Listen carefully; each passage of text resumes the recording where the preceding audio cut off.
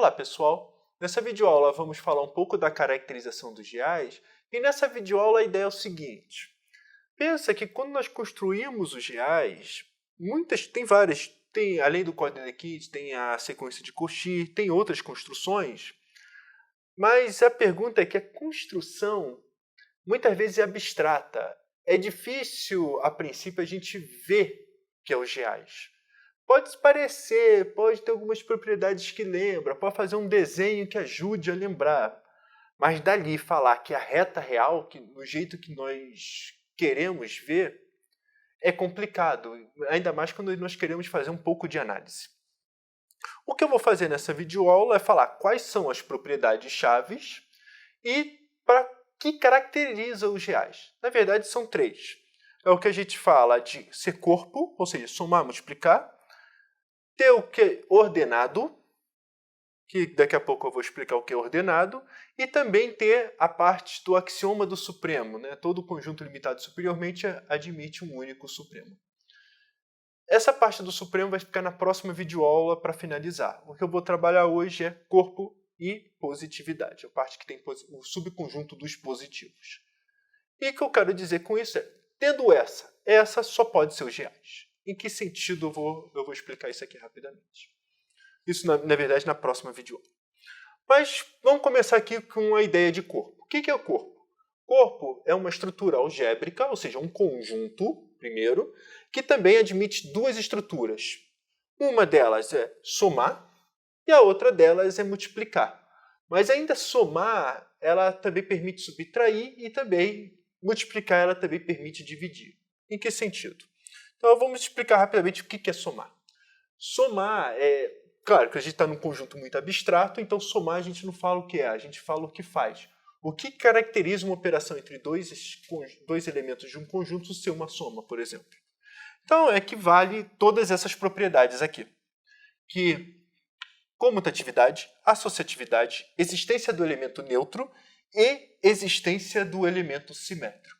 Então, é possível mostrar que quando existe um elemento simétrico, ele é único. E se ele é único, então nós temos o costume de usar essa notação aqui que é mais amigável. Mas ainda, nós podemos fazer a de subtração com esse símbolo aqui. X mais menos y. Desse jeito. Subtração, por definição, é pegar o x e somar com o simétrico de y. Tá, então essas são as somas. E agora a mesma ideia da multiplicação. O que significa uma multiplicação? Ter comutatividade, associatividade, existência do elemento neutro e também existência do elemento inverso. O elemento inverso nós temos duas notações. Uma delas é o x a menos 1 ou y igual a 1 sobre x. Por condições técnicas, é necessário que o x seja diferente de zero. Tá? Principalmente por causa da propriedade de baixo. É possível provar que x vezes zero é zero para todo x, só com essas estruturas aqui. E com essa aqui embaixo. Né? O que quer dizer? A distributividade é a última propriedade que fecha a soma e multiplicação. Por exemplo, se você olhar do 1 ao 4, não tem muita diferença do 5 ao 8. Do 5 ao 8, eu só estou trocando mais por vezes. Aqui é o que faz a diferença entre que não podemos intercalar soma e multiplicação. O símbolo faz sentido. Tá? E como eu disse, aqui se existir é único pelo mesmo argumento e temos essa notação. E a questão é que com a ideia do simétrico, com a ideia da distributividade, a gente consegue também provar o que a gente chama de lei do corte. Isso é feito em outras videoaulas. Tá? Lei do corte. Também, eu esqueci de falar, mas que o elemento neutro é único, que o elemento 1 é único. Também dá para provar que é necessário que 1 seja diferente de 0, umas coisas desse tipo. Mas o que é importante é que só com essas propriedades, e a gente faz isso em outra videoaula, que vale isso. Menos com menos dá mais. Isso é fato, porque a existência do único simétrico, então qual é o simétrico do menos y? É menos menos y, mas enfim, você vai ficar rodando aqui o tempo todo. Não quero entrar em tanto detalhe. O importante é isso. E outro ponto importante que eu vou usar é que 1' elevado ao quadrado, ou seja, 1' vezes 1 é igual a 1'. Sai direto daqui. Tá? Daqui e daqui, né? 1 vezes 1', etc. Então, baseado nisso, essa aqui é a estrutura de corpo. E a segunda estrutura que nós temos é o que a gente chama de subconjunto dos positivos. Bem, o que é positivo? Positivo nada mais é que um subconjunto do meu corpo em questão. E a gente pede que a estrutura dos positivos ela seja em algum sentido compatível com a estrutura de corpo. Em que sentido? Primeiro, se dois elementos são positivos, então a soma é positiva e a multiplicação é positiva. Isso é importante, principalmente a multiplicação, porque está relacionado com menos dá mais. E a segunda propriedade é que, essencialmente, os positivos se esgotam. Ou seja, se eu pegar os positivos, união com menos positivos, ou seja, os negativos, união com zero, é o meu conjunto todo, é o meu corpo todo. Ou seja, ou x é maior que zero, ou x é menor que zero, ou x é igual a zero. É isso que a gente quer forçar. E mais ainda, a união disso aqui tudo é disjunto. Tá? Então a interseção de P com menos P é vazio e o zero não está em P. Outro ponto que é importante é o seguinte. Outro ponto. Na prática, o que significa isso? Dado x um elemento do K e x diferente de zero, então ou x é positivo ou menos x é positivo. Ponto. Só isso que vale e valendo apenas uma delas. Não vale as duas ao mesmo tempo. Por que eu estou falando disso? Bom, uma das consequências diretas é que se x é diferente de zero, então x ao quadrado é um positivo. E a prova disso é bem simples. Porque o que acontece é que ou x pertence a P, ou menos x pertence a P. Se x pertence se o x é diferente de zero, um desses dois acontece, por tricotomia. O que acontece, então, é que x ao quadrado, que é x vezes x, pertence a P. E também, aqui, x ao quadrado, que é igual a menos x vezes menos x, também pertence a P. Isso aqui vale o que a gente falou na estrutura de corpo, menos com menos dá mais. Em particular, existe uma propriedade que quem vê muito no início acha uma bobagem, 1 é maior que zero. O que quer dizer isso? Que 1 é positivo. Quando a gente está querendo dizer que é positivo, quer dizer, aí tem que falar a definição, tem que fazer de trás para frente. O que quer dizer os positivos? Quer dizer que ou x maior que zero, ou y maior, ou x é igual a zero, ou x é menor que zero. Agora, com isso, você consegue comparar dois elementos. Quem é maior que quem? Como? Essencialmente passando o menos x para baixo. Então, se y menos x é positivo. Ou seja, o que a gente quer fazer é trocar esse símbolo por isso. E a questão é, com essa jogada, dá para aprender fazer todas as provas de desigualdade, essencialmente por causa da soma e multiplicação. Tá? Soma de positivos ser positivo, multiplicação de positivos ser positivos. Isso aí tem toda essa estrutura aqui por dentro, ou seja, tem uma relação de igualdade e também a tricotomia. Ou seja, dado x e y, ou vale que x é menor que y, ou x igual a y, ou x maior que y. Isso aqui é direto da decomposição de K entre positivo, negativos e zero. Se x é menor que y, y menos x pertence a P. Se x é maior que y, é porque x menos y pertence a P. Então, um dos dois sempre vai acontecer. E x igual a y, se y menos x é igual a zero. Mas, enfim. Valendo isso, então partícula uninha é maior que zero. Por que eu estou falando disso? Agora vem a parte que é diferente, que é a nossa estrutura. Existe um único f de n para k, satisfazendo 1 indo para o' e n mais 1 indo para f de n mais 1'. Essencialmente estou dizendo que f de 1 mais 1 é igual a 1' mais 1', f, esse aqui é o que a gente vamos chamar de 2 linhas, o f de 3 é igual a 2' mais 1', que é igual a 3 linhas, e assim sucessivamente. Só estamos trocando a notação, só botando um linha aqui em cima. Tá? E essa função aqui sempre vai existir, direto de corpo, porque nós temos a função, vamos dizer, nós temos uma função natural de k para k, deixa eu botar um h aqui, em que para cada x nós associamos o x mais 1, e quem quiser É só ficar agora somando um linha, mais um linha, mais um linha, quantas vezes quiser, ou usar o teorema da recorrência para provar essa estrutura aqui. O que é o grande tchan é que a f é injetiva.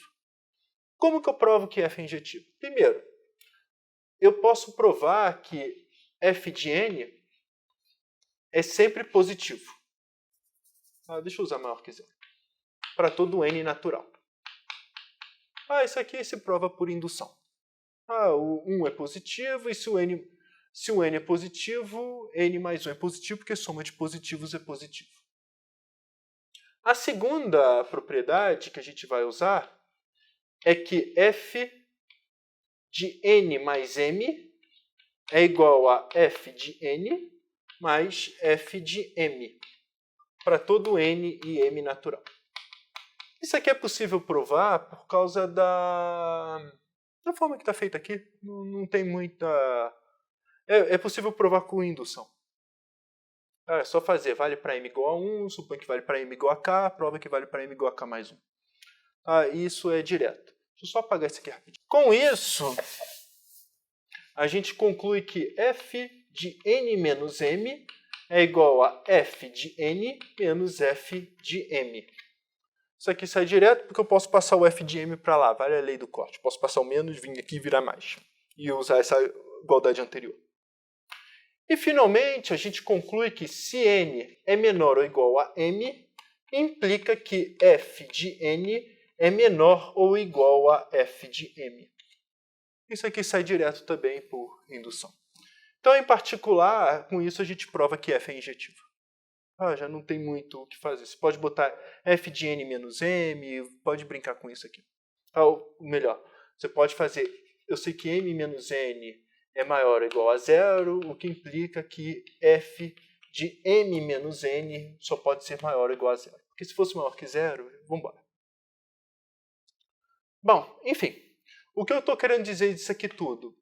Em particular, essa aplicação é injetiva. Se é injetiva, isso prova, por exemplo, que o Z3 não pode ser um corpo ordenado. Porque o que acontece é que 2 mais 1 é igual a zero, né? Ou seja, o zero não seria positivo. Outro ponto que eu esqueci de falar é que como x ao quadrado é sempre positivo, os complexos não é corpo ordenado. Y ao quadrado é igual a menos 1. Então, C não é corpo ordenado. Então, o que acontece é o seguinte, corpo ordenado, temos algumas restrições aqui já dentro. Uma delas é que o n pode sempre estar dentro, em algum sentido, e a outra é que não tem elementos demais. Isso é um ponto. Só que os reais é um corpo ordenado, os racionais também é um corpo ordenado. Então ainda temos mais coisas. Então, por isso que eu falei do axioma do supremo, vai precisar de mais um extra. Mas o que a gente vai fazer e vai precisar, principalmente na próxima aula, é que existe uma única função de Q para K, essa função é injetiva, satisfazendo essa maravilha aqui toda. Para provar isso, a construção é fácil. A gente só precisa, por exemplo, se a gente sabe quanto vai o 1, a gente sabe quanto vai o 2 por aqui. Porque φ de 2 é 1 mais 1 e etc. Φ de 3 é a mesma coisa. Φ de 4 é a mesma coisa. Então a gente sabe quanto é o φ de n. A questão é que usando isso aqui, agora essencialmente para subtração, a gente sabe o que acontece com φ de menos n, para n inteiro. E para fração, a gente sabe por causa dessa propriedade aqui de baixo. É isso que no fundo a gente vai usar. Então, só para vocês verem a construção disso, o que a gente faz, a prova? Bom, o f a gente já construiu no anterior, então eu construo o f barra de z para k, em que para cada o n vai para f de n, o 0 vai para o 0', e o menos n vai para menos f de menos n. Então, você pega o simétrico, etc. Isso aqui é positivo, eu pego o simétrico de f de n. O f barra ele vai valer tanto essa propriedade aqui das somas, e também ainda vale essa propriedade da multiplicação.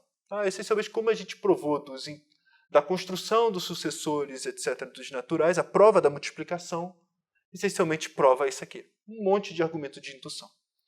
E o que a gente vai fazer agora é construir o φ dos racionais para K da seguinte maneira. O A sobre B você vai associar como f de A dividido por f de B. Ou f barra de A dividido por f barra de B. Tá, essa construção faz sentido, tem que provar isso, mas o jeito que você também pode pensar é o seguinte, não tô gostando dessa notação. Bom, primeira coisa, você tem que perceber que f barra de 0 é igual a 0 se somente se, ou f barra de x é igual a 0 se somente se x é igual a 0. Então, se b é diferente de 0, f barra de b é diferente de 0. E segundo, o que a gente pode fazer é essa construção aqui mesmo. Não tem muito o que a gente fazer. Por exemplo, se eu pegar A, eu posso trocar a notação AB menos 1 para f barra de A, isso aqui eu posso calcular. Eu posso calcular o f barra de B, e eu sei que por corpo existe uma única inversa. Então é isso que eu estou fazendo, eu só estou escolhendo uma notação mais conveniente. E com essa escrita é possível mostrar que vale isso. Então, na verdade, a gente forçou, porque o que acontece é o seguinte, se eu quero que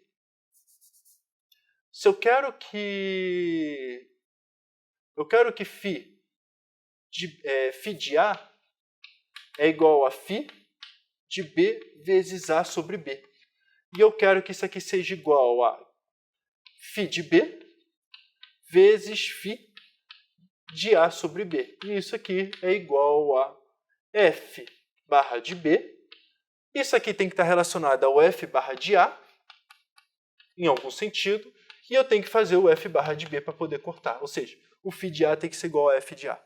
E o único jeito disso acontecer é se o φ de A para B seja igual a isso aqui. Tá? Isso aqui é o f de A. Então, por exemplo, para a gente construir isso, o φ de AB... Opa, esqueci aqui.